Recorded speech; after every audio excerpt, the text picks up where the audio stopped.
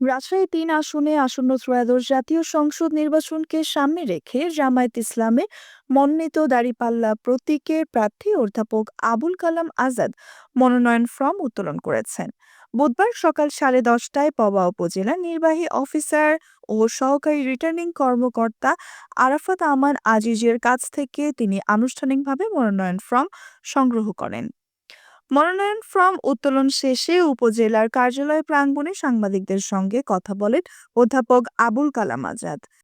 তিনি বলেন, আজকের দিনটি আমার জন্য অত্যন্ত গুরুত্বপূর্ণ ও পবিত্র। নির্বাচন কমিশনারের তফসিল অনুযায়ী আগামী 12ই ফেব্রুয়ারি 2026 ত্রয়োদশ জাতীয় সংসদ নির্বাচন অনুষ্ঠিত হবে। সেই নির্বাচনে প্রথম ধাপ হিসেবে মনোনয়নপত্র উত্তোলনের মধ্য দিয়ে আমি আমার দায়িত্বশীল পথ চলা শুরু করলাম। দাঁড়িপাল্লা প্রতীকে মনোনয়ন তুলতে পেরে আমি গর্বিত ও আল্লাহর দরবারে কৃতজ্ঞ।